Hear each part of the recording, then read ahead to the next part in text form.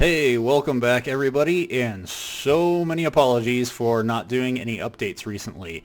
I've been incredibly busy with my main job. It's been kind of crunch time, so I've been having to throw hours there. Plus, I've just had things come up. Anyway, that doesn't mean things haven't been getting done, but yeah, it's been crazy. So anyway, just want to do a little video update as quick as I possibly can because I've actually created some pretty cool new things. This is Forward Under the Stars right now, the project in Unity. One thing though is I've actually switched gears a little bit because what I've been trying to do. Oh, I need to say first and foremost too that this is going to be a little bit more of a techie kind of demo than or video than usual, but I do have some gameplay that I want to showcase as well. But anyway, one of the issues I ran into was with the AI routines of the starships. They're effective, I guess, but highly limited. Now, the cool thing about it is if I go to these AI routines over here, I have things like, let's find a nice good one. There we go, patrol area. So what I have is I have a ship action manager, and this whole thing is clicked together, and that is really nice. I love the fact that I built this from scratch, and I love the fact that I can just click together different things. So is weighting, hull strength, all those kinds of things, and I can just set up a condition, and if that condition passes, then it'll execute the actions. And I can do all sorts of different things, target near a ship, and I can define target alignment, so I can target hostile ships, make sure they're in the same system, all these different things. And it's also extendable too in code. So basically I have an interface, and all I have to do is create a class that implements that interface. And once I do that, this system will pick that up and automatically add it. So you'll get target near a ship or identify target. All these different things are classes which implement that particular interface. Really cool. The downside is it's just so not flexible. And I realized this a little bit too late. And the more I thought about it, the more I thought, what would be flexible though is a scripting language. And so I went online and I started looking for solutions for that to see okay, let's replace all this with just more code. But instead of writing it in Unity, let's use a typical scripting language. So I looked at languages like JavaScript. I looked at Python and Lua. And I also found this one that looks kind of interesting. It's kind of a cool little concept called Freedom Script that somebody designed from the ground up just for Unity. And so I looked at all of these and I thought to myself, this is kind of cool, but I don't get the organization structure that I really wanted from it. So I kind of thought a bit and I was like, well, what if there just existed a general scripting language that gave you a pretty good handle of organizing different components of your project? And that could be a Unity project or it could be something completely different. It's just a .NET based scripting language that works for any .NET project regardless of it. It doesn't have to be Unity basically. And so I came up with something that I call AxScript. And AxScript it stands for Application Extender. I know, I'm inventive, but it does the job pretty well. So the idea with AxScript basically, and let me see, also I apologize if you're hearing crazy sounds outside because it's nutty here. I live right next to a city road. Anyway, the cool thing about AxScript is I have the ability to create what I call definitions, and definitions are completely custom. And you just simply give it a name. So this is my definition. This is called the semantic of the definition. And then I give that particular definition a unique identifier. And I can have multiple of any semantic that I want, but every semantic and ID pair needs to be unique. But anyway, that's all internal stuff. The point is that now I can do stuff like I can define a planet. I can define a faction. I can define another faction or another faction. I can keep on going. And as you can see, this is a decent way of storing information about that particular thing.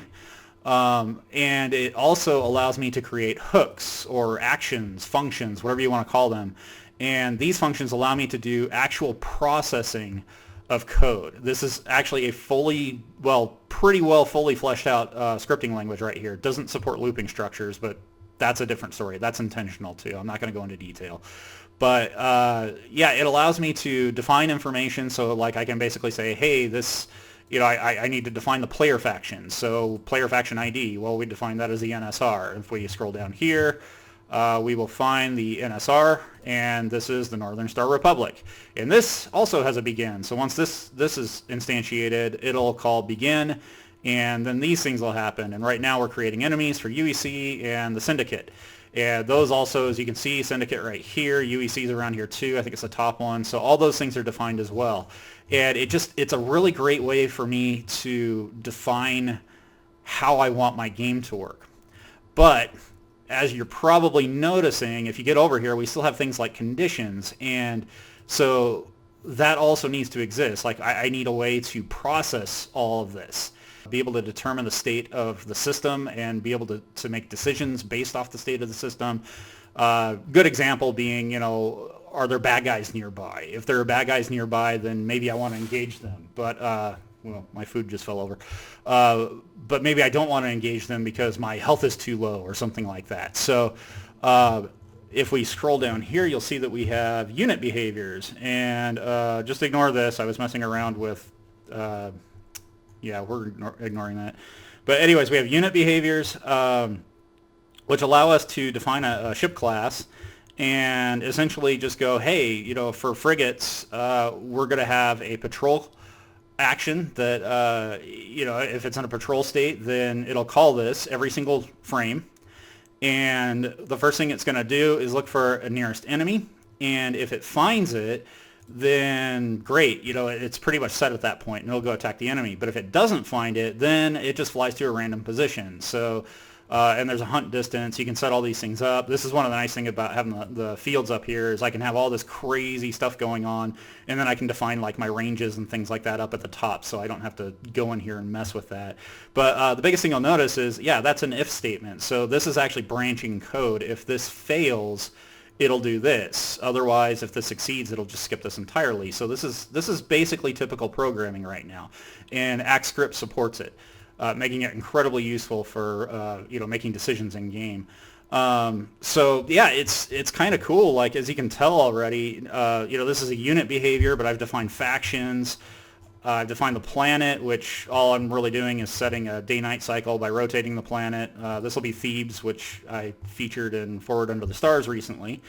And yeah, I can also create different things all over the place, throw some asteroids down, build some frigates, create some random units all about.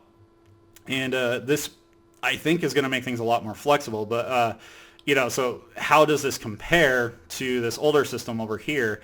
And that's why I created the new project, which right now I'm just simply calling Solar Conquest.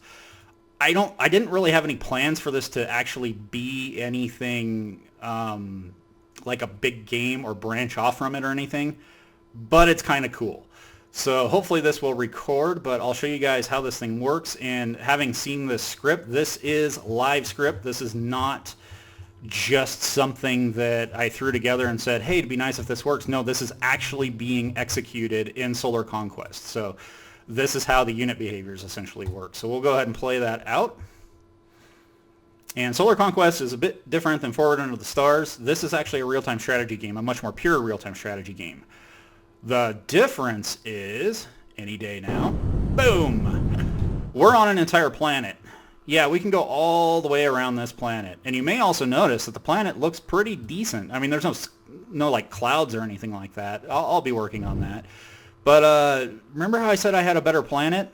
Well, this is it. And it's not half bad. It gets a little tiled here and there, but yeah, we can actually go down a little bit. And you can see there's actually like finer details in the ground. My texture work could use a little bit of love, but it's not terrible. There's some mountains off this way, which look a lot better. So as you can see, you can kind of get an idea of what's going on here, and it's not half bad. So looks like we got somebody flying around here. There we go. So right now we are the Northern Star Republic, which may or may not make an appearance in the game, but I just threw them down anyway. This is Free World Alliance. You will notice that I am not controlling it. The AI is using that patrol behavior that we talked about earlier, and since there's nothing around here for him to shoot, he's just flying around, looking for bad guys essentially. And yeah, we're friends with him right now, and we actually have 2 frigates over here. And I went ahead and made this a little bit on the, RTS side, so I can actually issue like follow commands and things like that. But we can actually get into battle, which is a lot of fun, of course. Let's see. Ooh, let's go this way. There's a bad guy over here.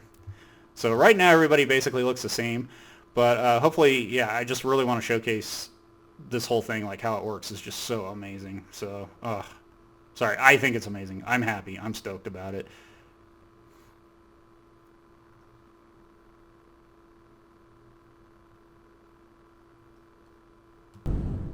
Okay, so one of the things that just happened is this guy was doing his normal fly routine, I think, unless he just got lucky here. And at some point, he realized that we were coming towards him. Basically, we entered his aggro range. And because of that, now he's coming after us. And I've actually gone ahead and added multiple collision checkers on each of the frigates. There's two of them, front and back. And so I have armor plating per each. And so if you attack a frigate head on, which is what we're going to do at first, it doesn't do a whole lot of damage. But if we come around the back with this guy over here, and then we tell him to attack, now we do a lot more damage to him. So, and you may have noticed, the effects don't look half bad. I've been playing around with the particle system. I think I'm getting better at this. There we go. And yes, we will let it explode in gloriousness. Takes about 10 seconds. Poof.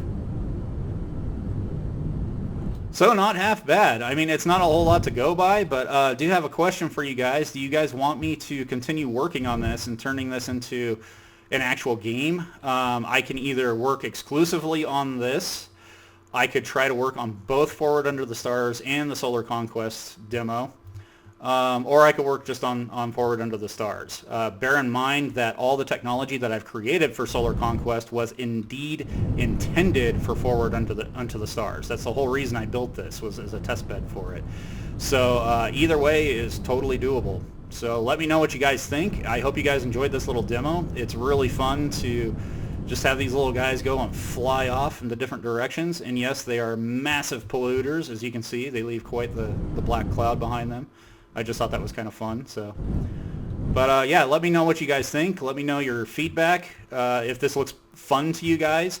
I have a lot of ideas for it that I think will make it really interesting. In fact, a lot of them are based off ideas I had for Forward Under the Stars. They're going to be a lot more simplified. I may even have to make an executive decision and choose this over Forward Under the Stars, simply because I need to make a product, and this is a lot easier to work with. But I will let you guys throw your 2 cents in. Certainly Forward Under the Stars is something I really, really, really want to do.